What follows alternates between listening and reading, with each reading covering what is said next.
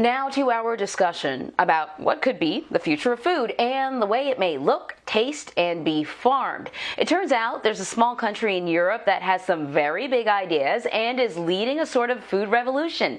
60 Minutes Plus correspondent Seth Doane traveled to the Netherlands to look at this hub of innovation and ideas.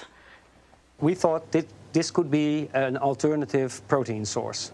It's in development, so the serving plates are still Petri dishes. Is this the stuff that I've seen growing on the tops of ponds? Yeah.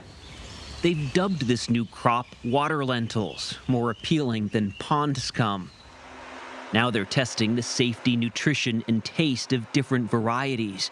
It's packed with as much protein as soybeans, but can be harvested up to 10 times more often. This can be a very sustainable way of producing plant proteins. We got a sample. So now you know not only how the future looks, but how the future tastes. Excellent. It's a bit like spinach. It's good. They're also testing new technologies to coax more food out of the ground using fewer resources. When you think of farm tools, you don't think of the drone. Yeah, but this is really about farming in the future.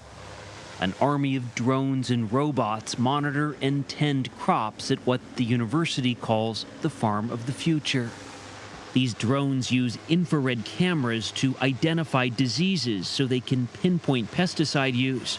They're also able to see where crops need water or weeding, which can all be handled by this robot. It's not all high-tech.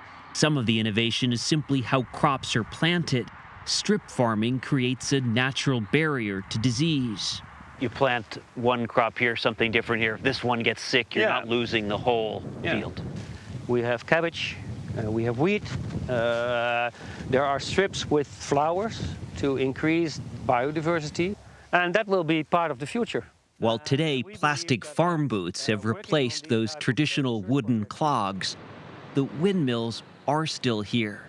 The Dutch are known for their windmills. You've got a lot of them. We got a lot of them, yeah. Originally installed to pump water from low-lying areas, now windmills supply about 12% of the Netherlands' energy. So we generate a lot of sustainable energy, and we use this energy for our drones, for our robots. But we also use it to generate hydrogen gas as a fuel for the big machinery that we are using. All of this makes sense when you think about these pieces, but it's not very common that they all come together like that. It's not very common, but it's absolutely necessary. So Seth Doane is joining us now from Paris. So Seth, I gotta tell you, when I think of countries that are like a mecca for foodies, perhaps I think of where you are, France. I think of perhaps Italy, where you used to work before. I do not think of the Netherlands.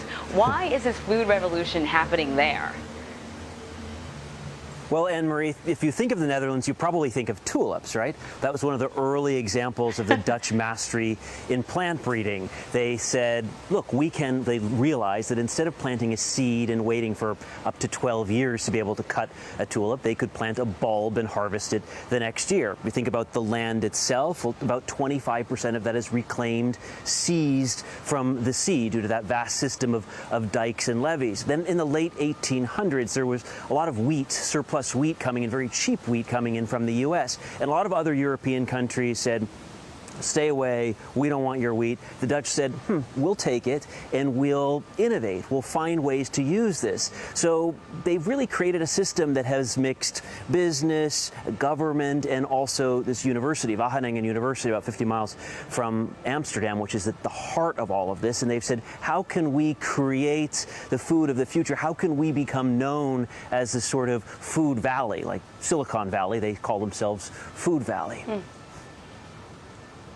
Very interesting. So we saw you take a spoonful out of that Petri dish, something I generally don't recommend. And you said it tasted good, but you know, when you're standing in front of the guy who's giving you his pride and joy on a spoon, you kind of have to say it tasted good. So he's not around now. Tell me how that green stuff tasted. My mother asked me the same question. I guess my reaction didn't seem quite one way or the other. It was bitter. It was spinachy. There's still a little bit of work to do on the taste, but you can imagine eating it. It had a kind of, it took me a while actually to realize that, oh, this is pond scum. So you didn't see my realization in the clip that we used in the piece. I'm eating it, I'm like, oh, actually, yes, they're serving me pond scum.